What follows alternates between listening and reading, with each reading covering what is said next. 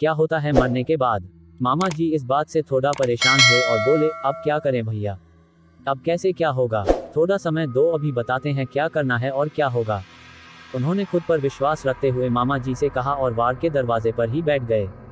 आने जाने वाले उन्हें देख रहे थे। फिर एक नर्स आई और उन्होंने उनके बाहर बैठे रहने का कारण पूछा। उन्होंने बिना झिझक के जवाब दिया, अंदर आजाद साहब बैठे हैं न, और हम नौकर आदमी उनके बराबर बैठे अच्छा नहीं लगता। नर्स ने उन्हें वैसे ही रहने दिया और दोबारा नहीं टोका। थोड़ी देर तक उन्होंने अपना कुछ धीरे धीरे मंत्र जाप किया और फिर वही बैठे रहे। मामा जी ने उनके पास जाकर पूछा, भैया क्या हुआ, कुछ हल नजर आया। भैया ये शक्ति बहुत विकट है, 12:30 बजे तक अगर ये लड़का बच गया तो फिर ये नहीं मरेगा अपने बुढ़ापे तक। अभी इस शक्ति से हम टक्कर नहीं ले सकते, ये इसका वक्त चल रहा है जिसमें ये बहुत ज्यादा ताकतवर है। ये हमको अंदर नहीं घुसने दे रहा है न, हम भी इसे बाहर नहीं निकले देंगे। हम भी यहीं डेरा जमाए रहेंगे, देखे कितने खेल दिखता है। इतना कहकर वो फिर से अपने किसी मंत्र को शांति से पढ़ने लगे और मामा जी वापस जाकर बैठ गए। समय 10 बज रहे थे। अब सबको इंतजार था तो सिर्फ 12:30 बजे तक के समय के कटने का। सब अपने अपने तरीके से भगवान से प्रार्थना कर रहे थे और मन्नी चाचा बाहर वैसे ही बैठे थे, कभी अपने थैले से कुछ निकल कर मंत्र पढ़ते तो कभी कोई वस्तु मंत्र पढ़कर अंदर वार्ड में फेंक देते। बेचैनी और बेबसी की वजह से वो 2.5 घंटे किसी 2.5 दशक जैसे लग रहे थे। दादाजी को डॉक्टरों पर यकीन था मगर मामा जी को मन्नी चाचा पर, क्योंकि मामा जी ये बात मान चुके थे कि जब डॉक्टर भी परेशान हो जाएं और सारी रिपोर्ट भी नॉर्मल हो तो तंत्र मंत्र का सहारा भी बहुत बड़ा योगदान देता है।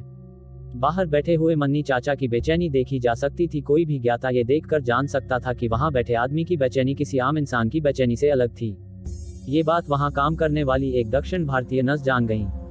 वो वार्ड में जाते वक्त मन्नी चाचा से बोली, अंकल तुम यहाँ तंत्र मंत्र कर रहा है ना, हमको ये सब पता है।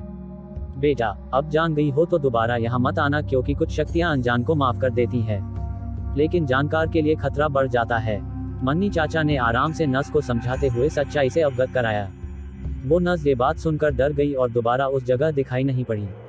मामा जी और मन्नी चाचा पर मानसिक दबाव बनता जा रहा था। एक चूक या लापरवाही अगर होती तो दो जाने जाती, एक जो पहले से गिरफ्त में थी और दूसरी जो उससे टक्कर ले रही थी। किसी तरह से तो 12 बजे तक का समय कट गया। मौसी जी और मौसा जी खाना लेकर अस्पताल आ चुके थे, लेकिन अब जैसे जैसे उसका प्रबल समय खत्म हो रहा था उस शक्ति ने अपना खेल दिखाना शुरू कर दिया। भैया की सांसें ऊपर नीचे होने लगी, आंखें पलट गई। उनकी खुली आंखों में सिर्फ सफेदी नजर आ रही थी, आंखों की पुतली दिखाई नहीं दे रही थी। हाथ पैर झटके खाने लगे थे। डॉक्टर को बुलाया गया। जल्दी से जल्दी 3-4 डॉक्टर और प्रोफेसर अंदर गए और बाकी सबको बाहर कर दिया गया। डॉक्टर अपनी पूरी कोशिश में लगे थे और उधर मन्नी चाचा कोई कसर नहीं छोड़ रहे थे। उनके मंत्रोच्चारण लगातार चल रहे थे।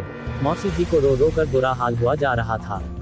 डॉक्टरों ने भैया के हाथ पैर पकड़े हुए थे और एक डॉक्टर उनके सीने को लगता दबा रहा था अपना पूरा जोर लगाकर। तभी अचानक अंदर से भैया के चिल्लाने की आवाज आई, मम्मी मम्मी। ये सुनकर मौसी जी तुरंत वार्ड की तरफ दौड़ पड़ी, मगर मन्नी चाचा ने उन्हें अंदर जाने से मना कर दिया। लेकिन पूरे 24 घंटे बाद भैया की आवाज आई थी, इसलिए वो अंदर जाने पर आमादा हो गईं। मन्नी चाचा ने मामा जी से कहकर उन्हें वहीं रोक दिए और समझाया कि अगर ये अंदर चली गई फिर ये लड़का तो बच जाएगा मगर हम इनको नहीं बचा पाएंगे, क्योंकि अंदर से जो आवाज आ रही है वो छलावा है किसी और को अपना शिकार बनाने के लिए तुम्हारे परिवार से। तुम्हारा लड़का तो अभी भी बेहोश है। मन्नी चाचा के लिए ये परीक्षा की घड़ी थी। दूसरी तरफ डॉक्टरों को इस बात से थोड़ी सी आशा नजर आई और वो अपने पूरे दिल जान से जो हो सकता था कर रहे थे। उन्हें लगा कि अगर ये लड़का घर वालों को बुला रहा है तो ये ठीक होने की कगार पर है और इसे कोई मानसिक चोट भी नहीं है। थोड़ी देर तक उनका ये सारा ट्रीटमेंट चलता रहा। उसके बाद भैया को ऑक्सीजन लगाकर बेहोशी में ही छोड़कर सारे डॉक्टर बाहर आ गए। दादाजी से कहा कि अजय ने अपनी यादाश्त खोई नहीं है, इसका मतलब है कि अब दोबारा होश आने तक शायद सब ठीक हो जाएगा। फिलहाल वो जितनी देर सोता है उसे सोने दे, बिल्कुल भी डिस्टर्ब ना होने दें। दादाजी ने डॉक्टर का धन्यवाद किया। समय 12:25 हुए थे। अभी 5 मिनट तक मन्नी चाचा की परीक्षा और बाकी थी। मन्नी चाचा ने किसी को भी 5 मिनट के लिए अंदर जाने से रोक दिया। अपने थैले से कुछ राख भस्म निकली और अंदर वार्ड में फेंक दी। फिर न जाने किससे वार्ड के अंदर देखते हुए धीरे धीरे बात कर रहे थे, जैसे कि अंदर कोई खड़ा हो। अगले 5 मिनट तक वो कुछ बात सी करते रहे। उसके बाद जैसे ही 12:30 बजे के आंकड़े को घड़ी ने छुआ, उन्होंने वार्ड के अंदर लपक के कुछ पकड़ा, जैसे कि कोई साधारण इंसान परेशान करती हुई मक्खी को पकड़ता है।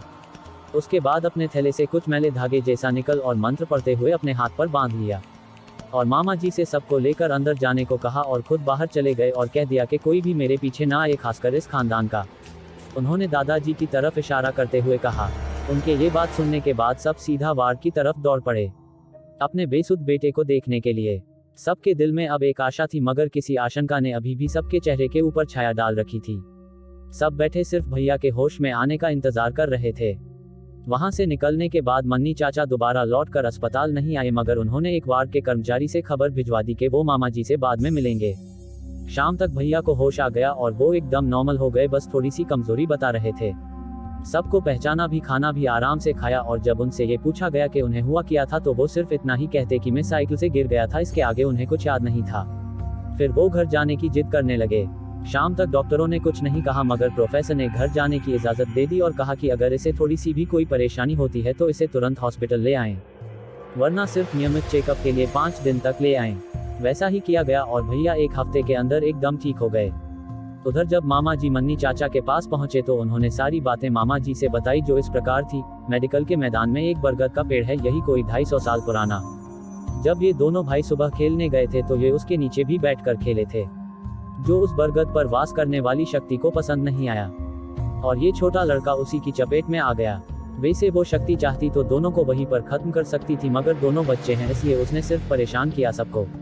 इतना ही नहीं, वो जिंदगी भर के लिए इसे परेशान करना चाहती थी। उसका असर ये होता कि ये अपने बुढ़ापे तक या फिर जब तक इसकी जिंदगी है तब तक उसी हाल में बेसुध पड़ा रहता, जिंदा लाश की तरह। मामा जी ने पहले अजरज से सुना और फिर एक प्रश्न किया, तो फिर मन्नी भैया इसे काबू कैसे किया?